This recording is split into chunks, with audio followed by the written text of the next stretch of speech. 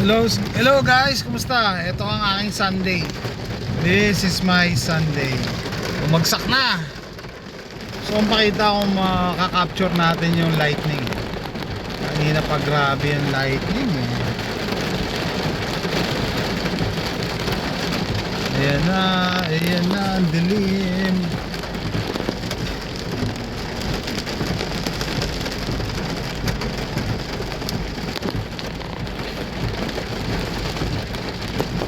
Hello guys, so lumabas ako kanina 11. Ang oras 4:50. Alas 5, mag-alas 5. Kota na ako. No? So, pag okay, silver lining ha. Masama ang panahon pero maganda naman ang kita. Hindi sa pinagdadasal natin na sumama ang panahon pero uy, grabe. Ayan, ito yung aking grind. No? Sakripisyo pero may reward naman. Wow. Wow.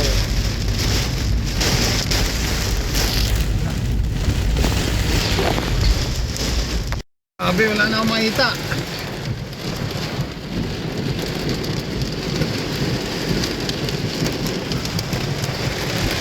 Sama.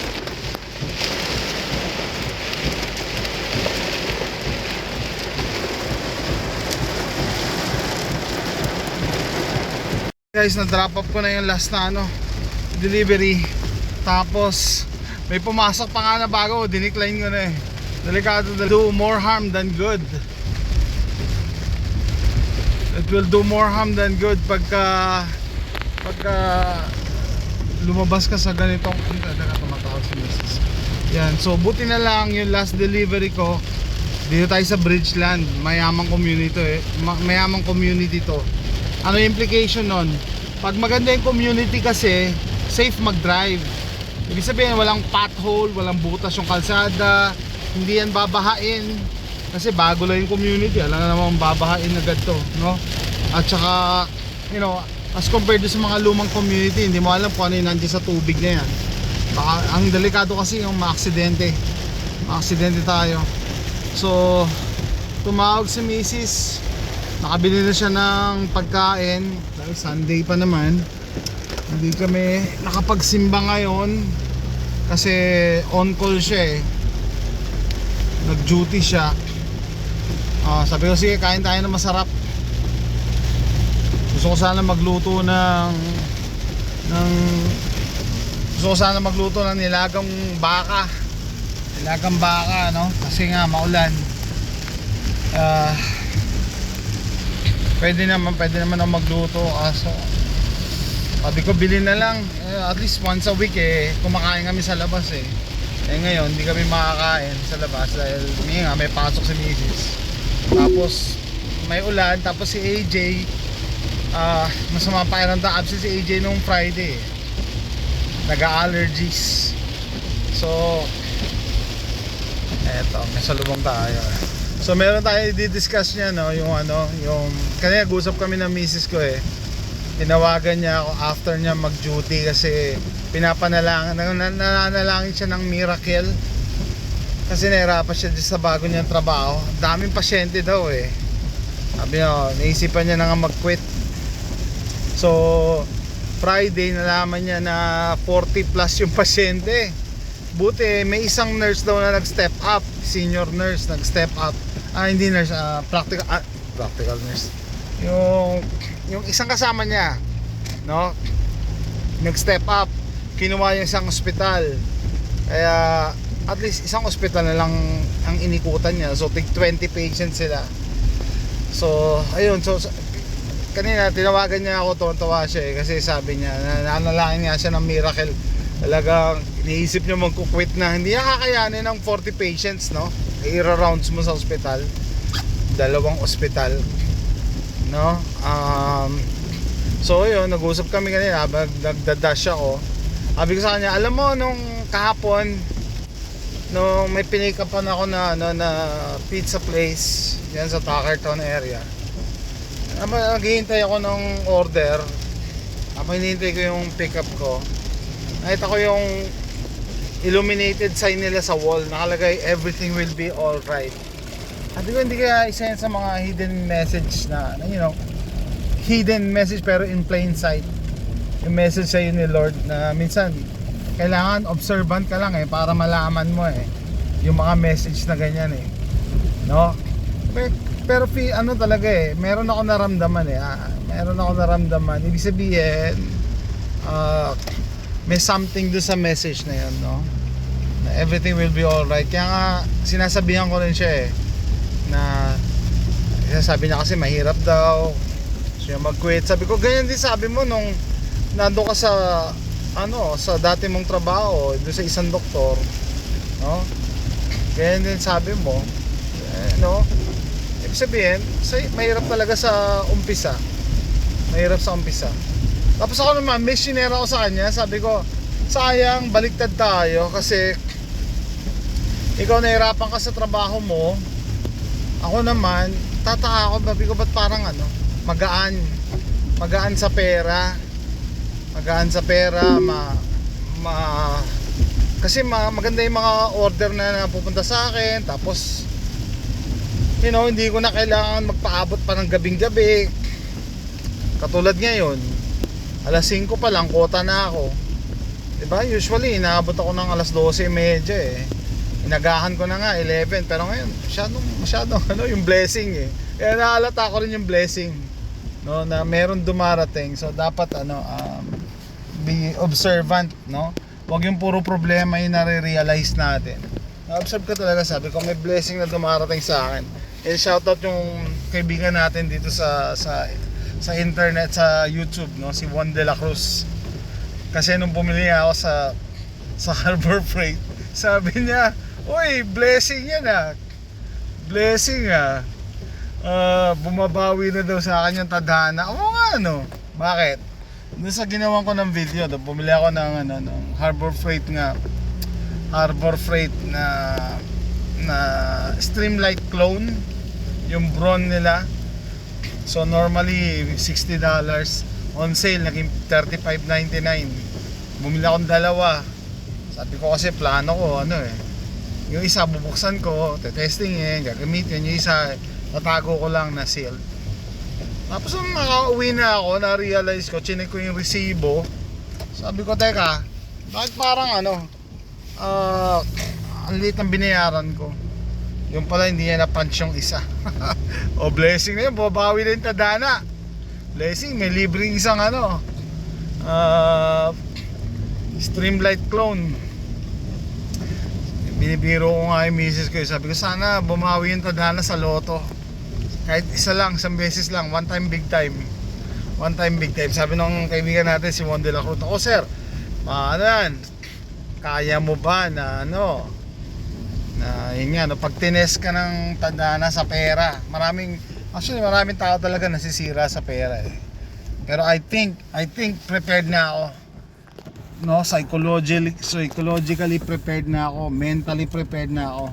Ready na akong itest sa pera. No, kung nakikinig si Lord sa akin, ready na ako itest sa pera.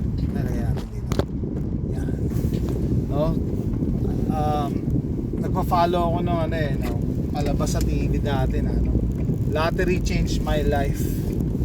Makikita nyo doon, maraming tao na sira ang buhay dahil sa pera. Because hindi nila kaya yung overwhelming na sobra-sobra. Hindi nila kaya yun Pag hindi ka talaga psychologically prepared, emotionally prepared, it will do more harm than good. Mapapasama ka lalo pag nakahawa ka ng pera or yung ganong kadaming pera. No? Sabi ko ready na ako i-test ni Lord sa pera. Sa tinest niya na ako sa hirap, heartaches, mga sakuna, mga aksidente, mga health issues. Nalampas ako na lahat yun diba? Sana sana i-test naman niya ako sa overwhelming na pera. Yung mga surprise direct deposit, no? Mga ganon. Or surprise na yung mga unexpected financial gain. Ano pa yung mga ganon? Or yung sabi? unrealistic tax bracket. Umakyat yung tax bracket. Wow! Wow, baha! Baha na dito sa bridge na. Ay naku, hindi ko na binidyo kasi may nakaabang sa likod ko. Baha na doon. Single lane. Anyway, ano pa? Ano yung sabi ko? Yun, regarding sa pera. And then kung katulad kayo, tumataya kayo sa loto, katulad ko, ang ina-advise ng yung mga experts na huwag nyo kukunin yung lump sum. Huwag nyo kukunin yung lump sum. Yung kukunin nyo yung annuity. Yung every month may makukuha ka kaysa yung isang bagsak. Kasi isang bagsak din ang tax nun eh. Lalo dito sa Amerika, hindi mo matatakasan yung tax. Sa Pilipinas, pwede mo pang matakasan. No? Dito ano ibig sabihin? Kunyari, 100 million. Pagka pinili mo yung lump sum, cash out, ang makukuha mo lang daw almost kalahati lang eh. So, sabi mo na 60 million makuha mo. So, tinax ka nila, 40 million na inawala. Tapos, pag nag-file ka ng income tax mo next year, isasama mo yung 60 million, tataksan na naman nila yon. Yung iba nga hindi alam yun eh. Kasi income mo yun for this year eh.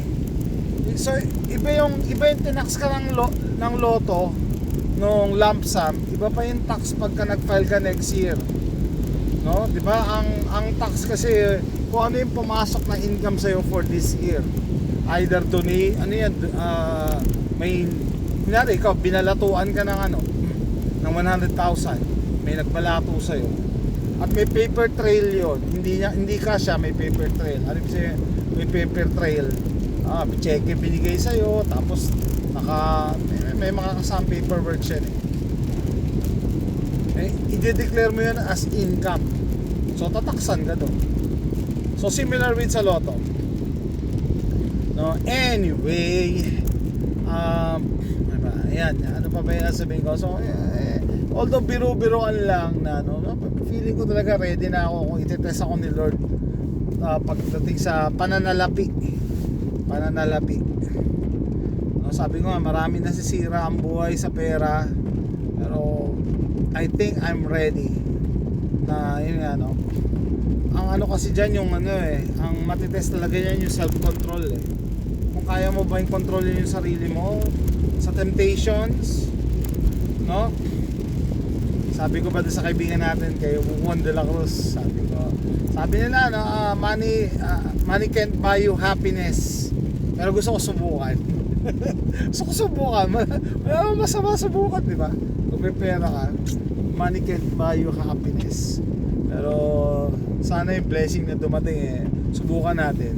Mas maganda kung first hand info para hindi sabi-sabi, di ba? Ano pa, ayun, sabi ko rin, if you find good in everything, you will forever be happy. Kanina nga paglabas ko, gloomy, sama ng panahon, parang uulan. Usually tatamarin ka na lumabas pero may benefit din kasi, 'di ba? May silver lining, may maganda pa din kahit ganyan ang weather. Ano 'yun, ibig sabihin, kung konti yung kompetensya ko. Kasi iba tinatamad lumabas, masama panahon, tayo masipag. 'Di ba? Ito nga yung grind, Sunday grind eh. So meron pa ring positive. It's just na hahanapin mo lang talaga kung ano yung positive. And then doon ka magko-concentrate. Yung sinasabi ko rin sa misis ko hanapin mo yung wag yung pag nagre-reklamo siya sa trabaho niya. May positive naman yan kaysa naman magdadrive ka ng malayo. Yung dati yung trabaho, layo dinadrive niya 1 hour, one way. Ito. Once na malampasan niya yung mahirap na part, pabanjing na siya. Minsan umuwi pa siya ng tanghali. Hawak niya ang oras niya. Anyway, so ayun guys, this is our Sunday. Hindi kami nakalabas, hindi kami nakapagsimba, hindi rin kami nakakain sa labas. Yun nga pero may positive pa rin kasi maganda ang kita. Tapos si AJ naman napahinga siya, kailangan ng pahinga, galing siya sa sakit Tapos si Mrs. gusto mag-relax, gusto rin magpahinga kasi nalampasan niya yung stressful situation na pagjo-duty ng weekend. Yun yung on-call days niya Once a month lang naman, pero Saturday, Sunday. Ay nako, so this is our Sunday afternoon. At hindi ordinaryong ulan. Nagtataka nga ako eh. Sa Amerika hindi uso yung typhoon. Tawag lang nila dito thunderstorm eh. Kanina sama eh. No? Sa atin konting ano na eh, typhoon. Pag malakas naman ang hangin dito, hurricane na tawag. So ayan, no? Sira ang ilaw. Kaya stop and go. So with that, tapusin ko na to. At turn ko na. See you next time. Bye!